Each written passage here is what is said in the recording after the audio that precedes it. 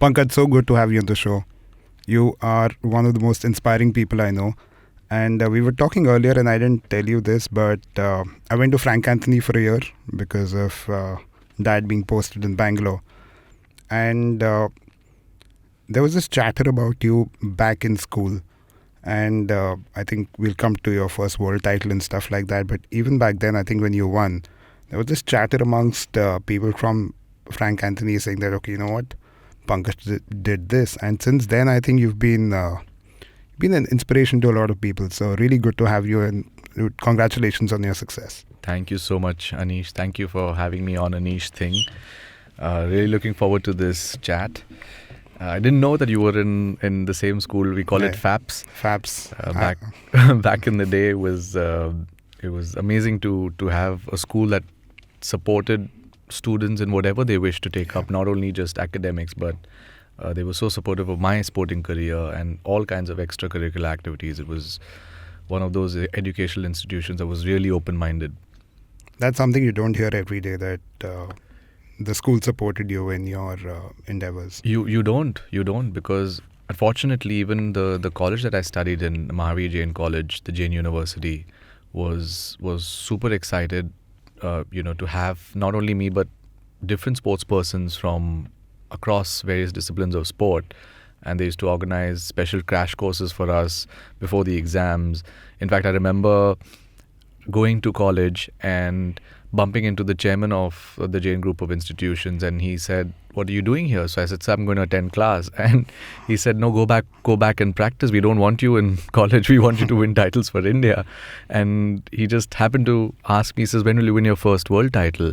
And I said, "Sir, maybe 2 years." Because that time I was still coming up. I thought I had some potential. It was 2003. And in a span of 3 months, I just happened to win my first world title. They gave me a grand reception. And that's amazing. I think it just helps when you have that kind of encouragement, support, and people to motivate you to who want you to do really well in life, just apart from your usual academic career, and fulfill your dreams in your passion. So you won your first world title at 18. Yes, I did. How was that like?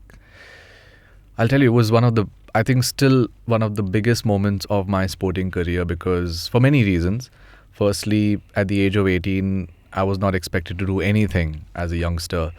Although I was India number one at that time, amongst some of the major senior players in the game and in India. And when we went to China, we were struggling for food. Since I'm vegetarian, I didn't know what to live on. Yeah.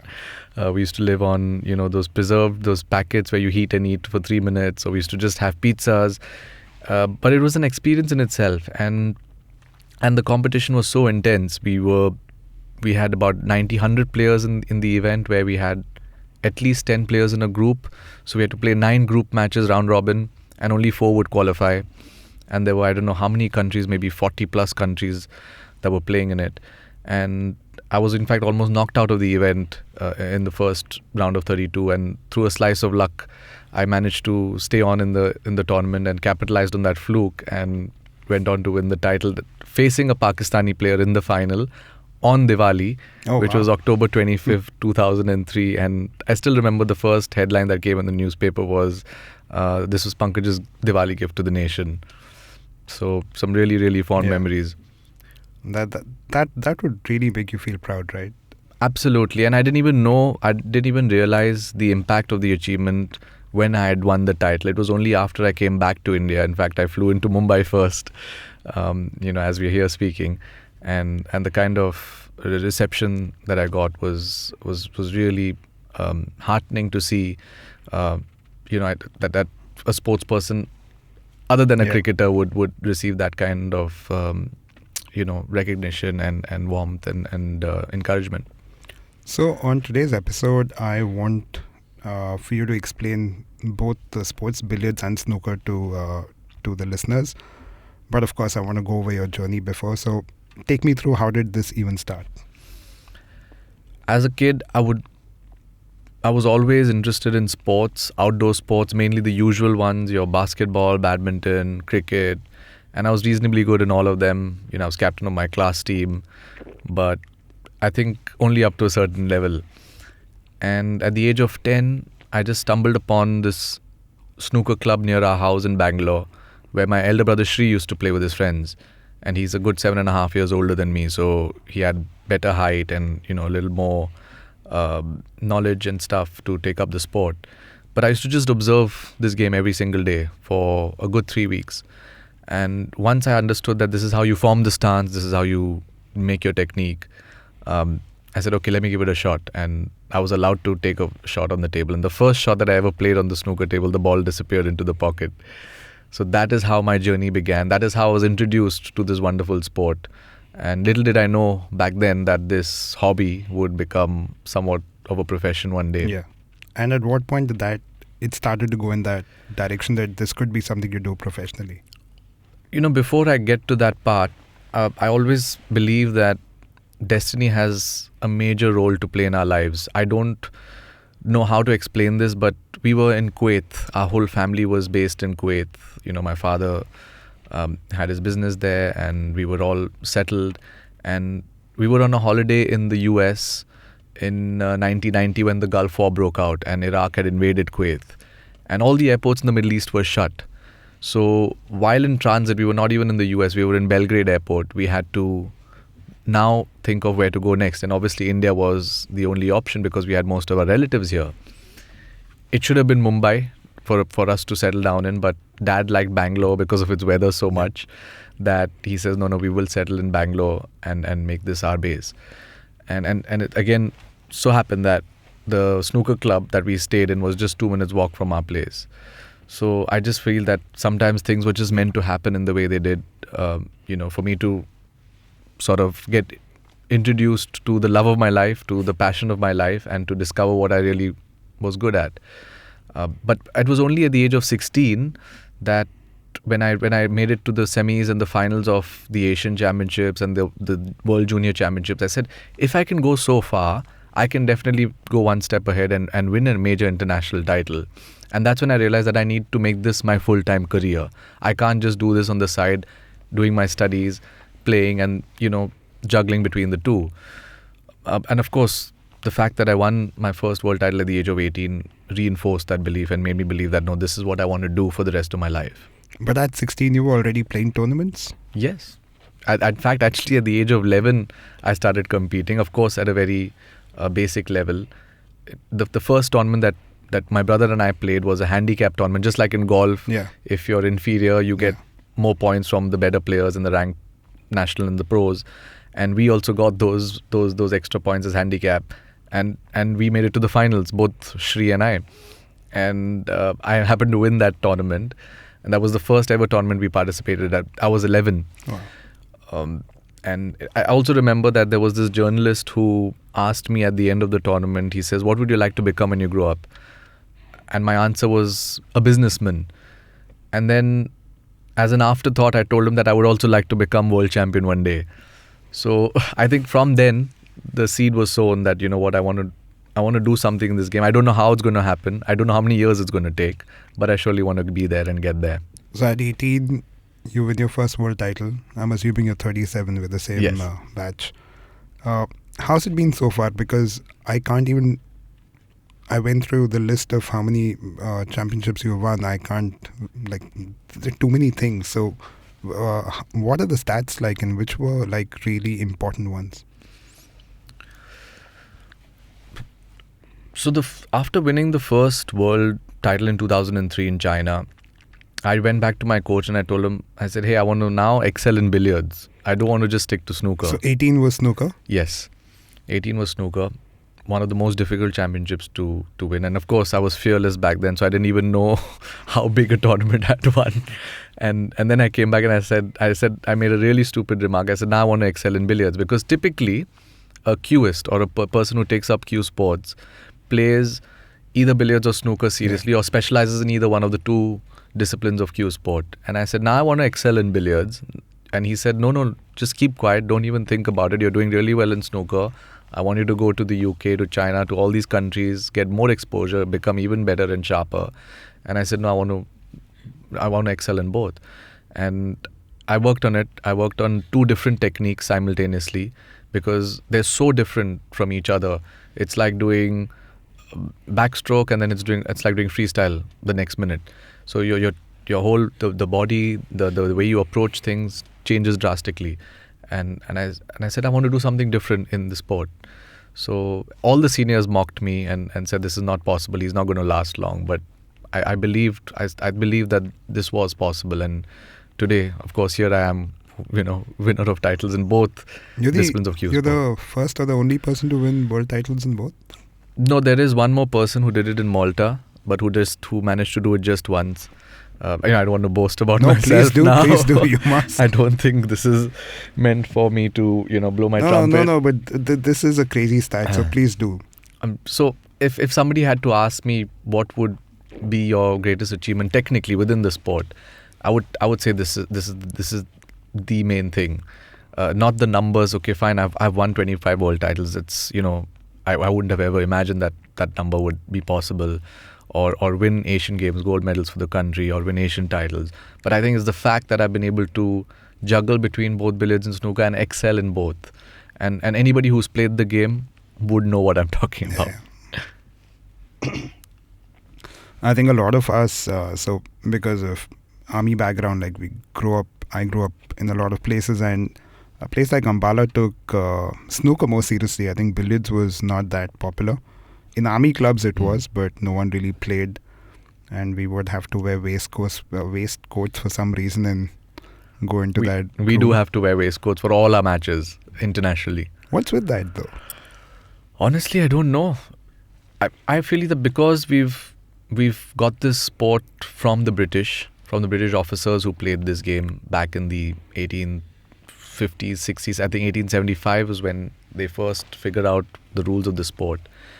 And because of following those traditions and the way they used to dress, with those waistcoats and the bow ties and everything, we've not come out of those traditions. And I firmly believe that we have to move with the times at some point. But anyway, be that as it may, we still stick and adhere to the old-fashioned dress code. Should we get into the sports? Both, if you can take us through. So the basic difference between billiards and snooker is this. Both are played on the same table, a 12 by 6 table, 12 feet by 6 feet. Billiards is played with 3 balls, yellow, white and red. And snooker is slightly the more visually appealing of the two, with 15 red balls in the shape of a triangle at the start of the game, 6 color balls, yellow, green, brown, blue, pink and black, and a white ball. So snooker has 22 balls, billiards has 3. But the scoring patterns and the formats of the game, two sports are completely different. In billiards, you can also pocket your own ball, the ball that you're striking with, either the white or the yellow, depending on the toss, and you still get points for that. But in snooker, if your white ball goes in, it's a foul. But snooker is only about potting balls. It's red color. So one red and then one of the colors, either from yellow to black. And based on the color, you get a certain number of points. But it's a very technical sport, just like probably I would say golf or shooting, where you require tremendous amount of precision, hand-eye coordination, focus, concentration, huge reserves of mental strength, and of course a sane mind. Yeah, that's what, right? So there's of course your skill, your physical skill. But when you're playing and there are multiple tables in the same arena or whatever, right? But before you're about to pot, you can hear someone else pot a ball or hit a ball or whatever that term is, but you hear that sound. So just from focus point of view, how do you keep at it game after game? Honestly, these things still disturb me.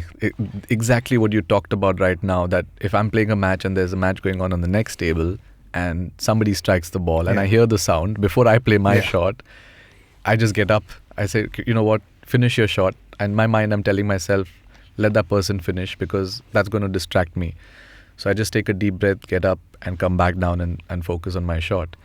It sounds very easy, but I think it takes a lot out of you emotionally and mentally. Every match that I play, I'm giving a part of me. Every match that I play, there is something going out of my system, especially, from deep down within, from my mind, which is why whenever I finish my matches, yes, I do. We call this a little bit of post-mortem, how the match went, and we do a little post-mortem and say, okay, you could have played that shot, or you could have done this better, or the opponent did that.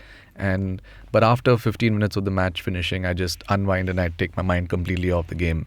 So the best way to actually go about playing a sport that's mentally demanding at a professional level is to take your mind off, to analyze, find, this is, your mistakes, or maybe even, appreciate the fact that you've played well probably on that day, and then just take your mind off, move on. And then, of course, when it comes to your next match, you start preparing an hour before. I want to circle back to the differences between billiards and snooker. Just tell me a little bit more about the scoring pattern, how long these games last, and if someone's curious about this, what would be a more interesting or a easier, perhaps, sport to approach between the two, if that's the case at all. Well, actually, the easiest of the lot would be pool. Yeah. Because it's played on a much smaller table, half the size of a billiards and snooker table. It's got bigger pockets. It's faster because you have 9-ball pool, so you just have to pot balls in order in sequence from number 1 to number 9, and whoever pots the 9-ball actually eventually wins a frame. But between billiards and snooker, I would say, in fact, billiards is a little easier to start off with because you get your basics right. And once you get your basics right, then you can switch over to snooker. You can maybe excel in billiards. You can even play pool because you're understanding the angles a lot better. Because in billiards, there's more variation. You can pocket your own ball in. You can pot the red ball. So there's a lot more room for creativity in billiards. In snooker, on the other hand, it's just that one shot that you will have to play most of the time, because there's so many balls on the table. You will only find that one particular shot that you will have to take on, which is either an attacking shot or a defensive shot. But I just find the whole world of the green base fascinating because there's not a moment that I'm not learning, because every single moment you discover something new on the table. Every inch of the table behaves differently, whether you're using, the jaws of the pocket, or you're playing on one table and then shifting to another, because each table plays differently. It's like when we go to England, the tables are a lot faster and a lot more skidding and slippery, just like how in cricket when we go from flat tracks to bouncy pitches. Similarly, for us, we have to acclimatize and adjust to different conditions. And that, for me, has been the biggest challenge, but the most exciting part of my journey. So in snooker, of course, the name, right? Tell me a little bit more about how do you end up...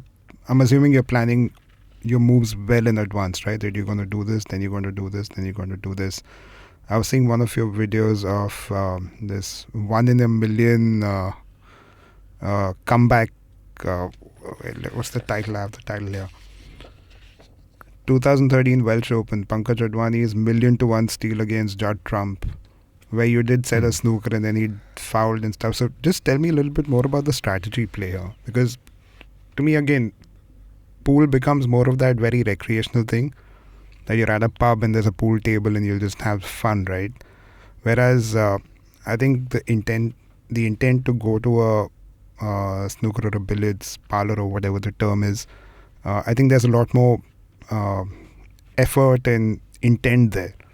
So when you're playing these kind of sports, what's the kind of strategies that you even are thinking?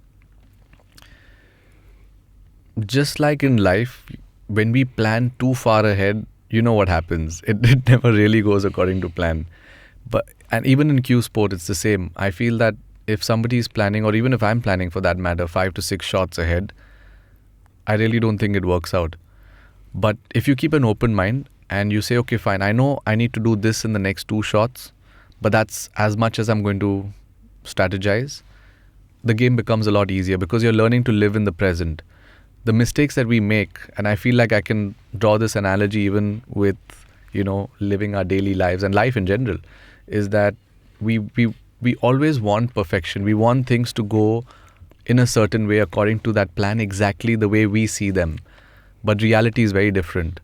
So while perfection is great and while planning is great, I just do believe that it has to be restricted to a very small number, so that you don't really focus on what you're going to do, rather than that put your energy on what you're doing right now.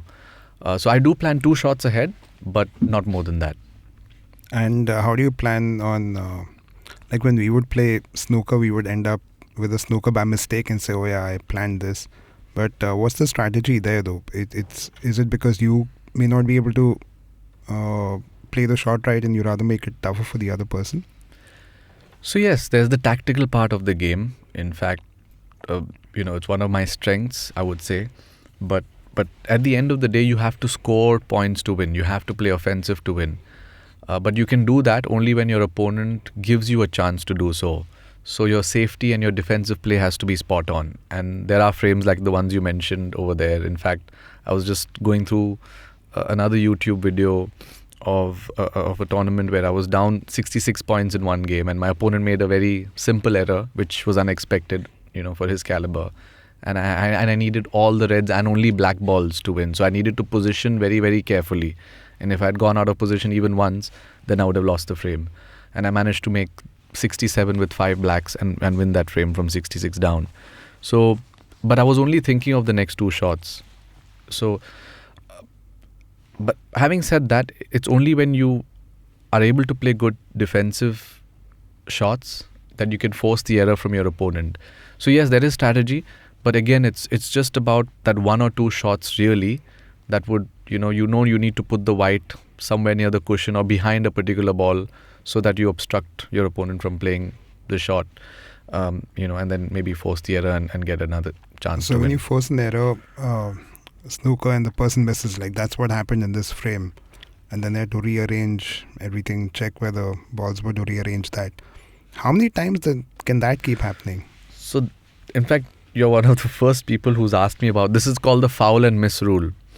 For those who know the sport, they will know what I'm talking about. For those who've played it at a recreational level, this is actually educative in a way that when you play a snooker game and when you snooker your opponent behind a color ball and say there's a red ball that you need to strike and you're unable to do it, in a match situation, the referee gives you the option of actually placing the white back exactly where it was behind that color ball, or where where you'd put your opponent back in the first place. So you keep replacing the white until your opponent manages to touch the ball that is supposed to be made contact with, which is red in this case. So the foul and miss rule applies, and it goes on until one person is out of the game.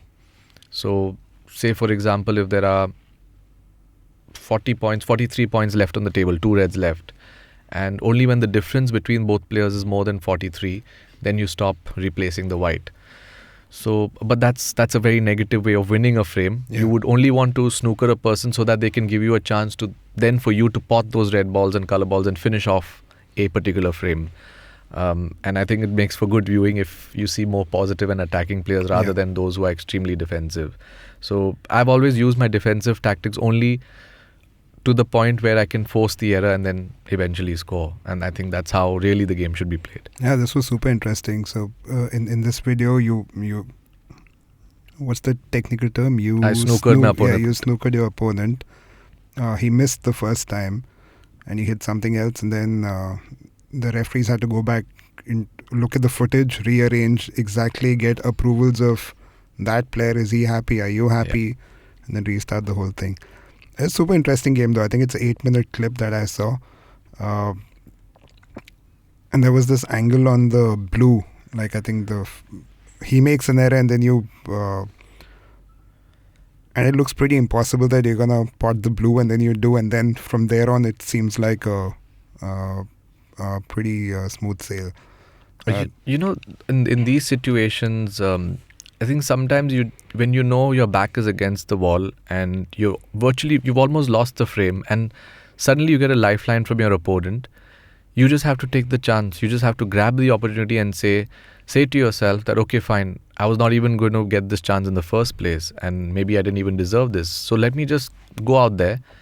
The maximum that can happen is I'm going to lose the frame if I miss the next ball, and go with an all-out approach. So these are the various stages and phases that we go through mentally in a particular match, where we have to sort of mentally program ourselves and say, okay, fine, this is the kind of approach we need to go with at this particular stage.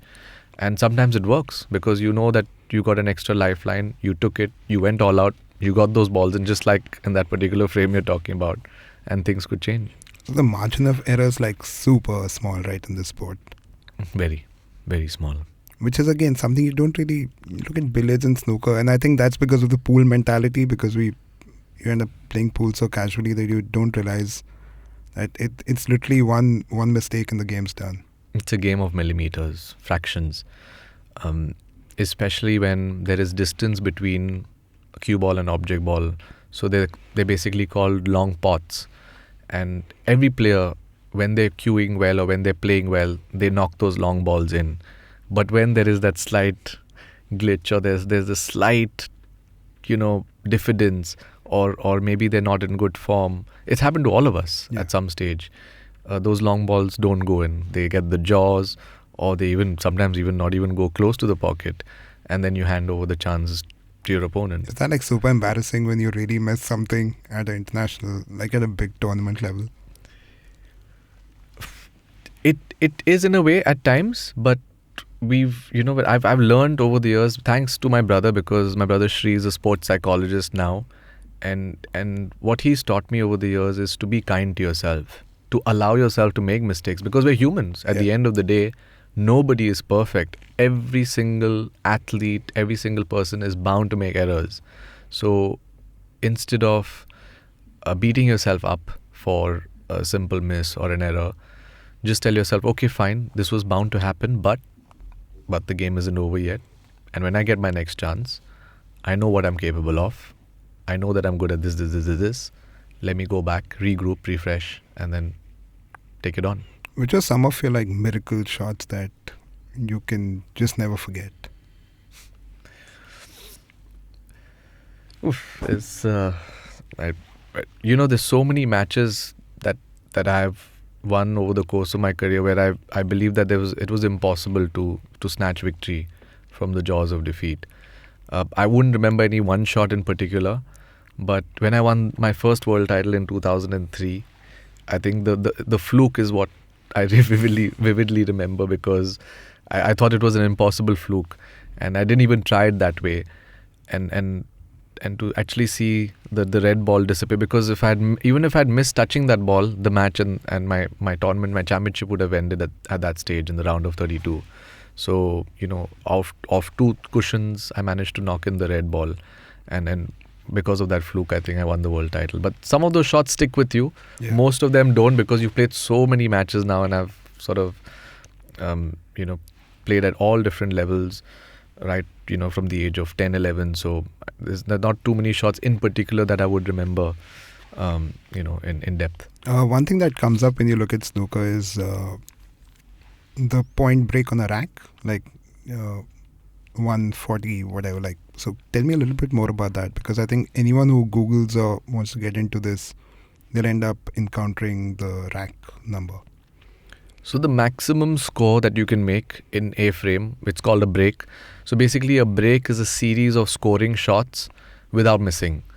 And the maximum break possible in snooker in one particular frame is 147. That's if you start the game? No, whoever gets the first chance. Yeah. So whoever gets the first chance to score. You and I could be playing a game, and if I break open the frame and you get the first red in, and you start potting red, black, because black is 7, which is the maximum for a color. So you have 15 reds into 8, which is 120. And then the color balls from yellow to black make up 27 points. So that's 147.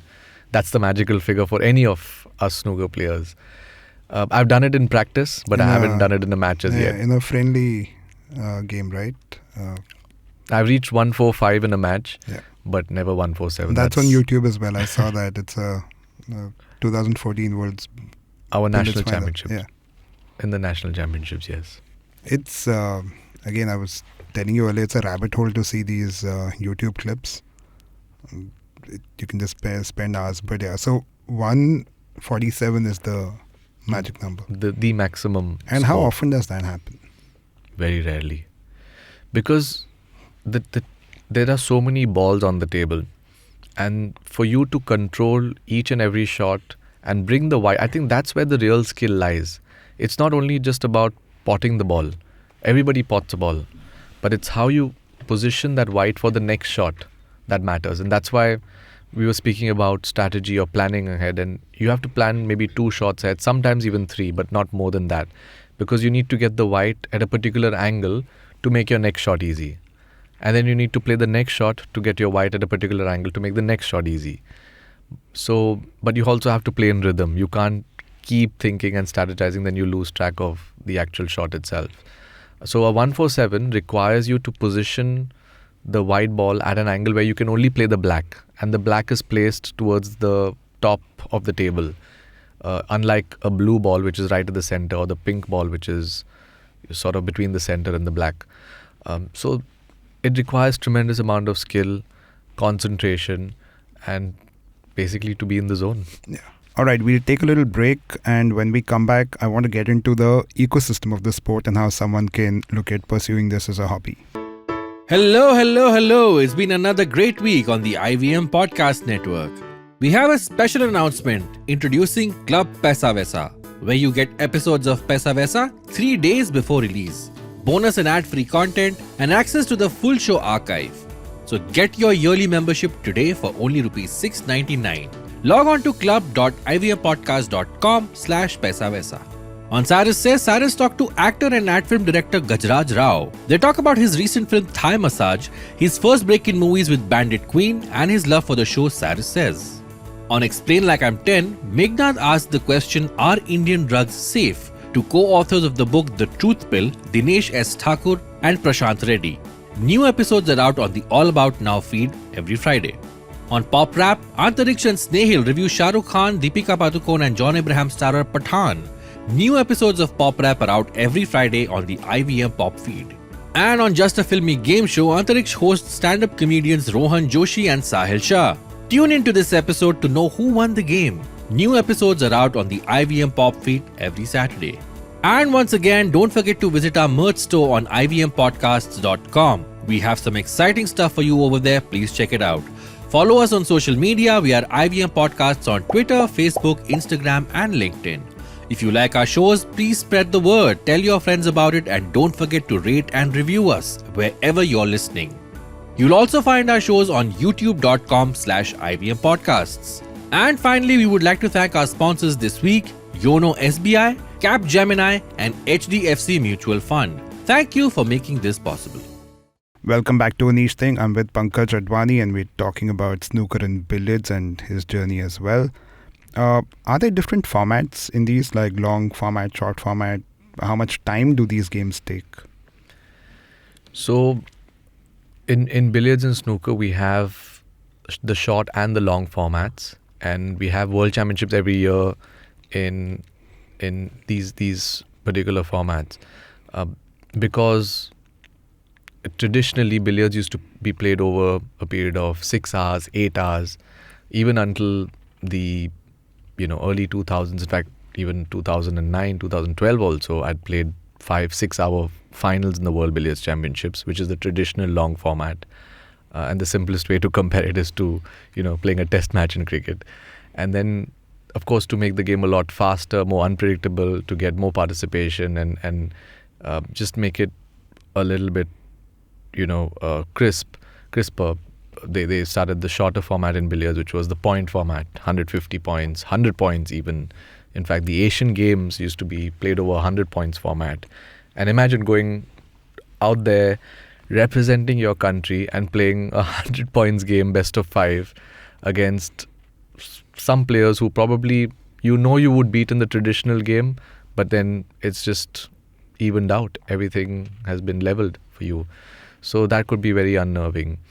In fact, the first Asian Games gold medal that I managed to win for the country, and I say managed because I was down 2-0 against an unseeded Vietnamese player, and I should have probably lost that match, but somehow managed to get back into it and win 3-2, and then it went on, and then I started improving and started understanding, okay, fine, I need to play this format very differently. If it's 100% attack, it's attack. Otherwise, play defensive. Yeah. So in snooker, we have the 6 reds format, which is the quicker, shorter format, like a 2020, and then we have the 15 reds traditional snooker game, which is also played competitively. And probably many people ask me or wonder how I've won as many as 25 world titles, and I have to explain to them that we have different formats of world championships every year. So there are years where I won 3 world titles, 2 world titles, because I won in different formats of billiards and snooker. When you say these finals could take 5-6 hours, that's for 5 games? So in the short format, it would be a lot faster. It would be a couple of hours maybe. If suppose it goes down to the wire, say you're playing a best of 9, 150 points game in billiards, it could go to 3.5, 4 hours. In snooker, we're playing the traditional 15 reds and you're playing a best of 11 or a best of 13. Best of 11 for a final? The first world title in 2003, we played best of 21. So I had to win 11 frames to actually win the title. And we broke it into 2 sessions. So the organizers kept one day only for the finals. We started the first session at 10 in the morning. It was 5-3, I think. It was 5 each between Mohammad Saleh, the Pakistani player, and me. It was leveled at 5 each. So that ended 10 to 1:30, and then the next session started at 3 o'clock. No, that's okay. 21 games just sounds so. In fact, it brings me to the point that this is not just a game of mental focus and concentration. Yes, that being the most important ingredient, I think it's a lot of physical preparation as well. I'm inspired by somebody like Djokovic because he's altered his diet, he's changed his lifestyle. He's had to deal with 2 more successful tennis players for most part of his career, and still now probably coming out as probably the most successful tennis player of all time. So athletes like him inspire me, and that's why I feel that even in a sport like billiards and snooker, or even in probably chess, I know I've heard of chess players doing weights and strength training when they really don't need to. Yeah. But that's what you need to. That's how you need to prepare, and that's what you need to do to stay at the top consistently. Leg strength for billiards and snooker. Let's come to the ecosystem. If someone's curious from a hobby point of view, right? How does one get into the sport? So back in the day, there was before, in the 90s, when I just started playing the game, and when I used to get inspired by all the senior top players, there was not too much of government support. But that changed in the early 2000s. The policies changed, and it became easier for players to take up the sport because the government would fund your trips. You would probably get a certain amount of cash awards if you won medals for the country, if you were in the top 3 of international events. And that continued for a long time. And then, of course, a little later, then the public sector undertakings, the companies, your oil companies, railways, all these organizations started recruiting players and giving them jobs under the sports quota. So that became another sort of security for athletes. In terms of money, I believe that there's a lot more that can be done. I think there needs to be more structure. We need to have a proper calendar of events. Internationally, there are tournaments, but I just believe that in Asia, especially, if we have a proper circuit and a series of events with obviously rewarding the players with decent prize money and even television, I think that will do wonders for the game. Yeah. But a player who wants to take up this sport, I think there's so much opportunity for them to get good coaching in many cities. I mean, I started playing this game in the Karnataka State Billiards Association, which has probably got the best facilities in the country. There are so many players across different cities, even in Mumbai, Calcutta, and across other cities who get sports memberships in clubs. So they don't even have to become and pay a full-time membership fee. They can just utilize the billiard section, and for that they become sports members. So in terms of gaining access to facilities, things have gotten a lot better. But yes, in terms of rewards, I believe that once the private sector comes in, it'll change the game. And any resources, books, Instagram accounts, like just as amateur people, right, who might want to be interested in the sport, any resources? Q Sports India is a page that I would recommend everybody to follow or check out. qsportsindia.com is the website where you have access to all information Q Sports related, whether it's players, statistics, equipment, accessories, coaching, everything. Of course, the Billiards and Snooker Federation of India has its own website as well. and that would obviously have some information on the sport. The IBSF is there, the International Billiards and Snooker Federation. Their pages can be looked at. World Snooker for the UK and the Europe and Chinese events. So these are the pages and websites I would recommend. Super. And what's your Instagram or Twitter handle? Pankaj Advani 247. On both? That is on Twitter, and on Instagram it's Pankaj Advani Official. Cool. Pankaj, thanks so much for doing this, man. Really good to meet you. And I'm going to go back, I think, next week and try and get back in the sport. But really good talking to you, and hope to see you soon. Thank you so much, Aneesh. It's been a pleasure talking to you. Thank you.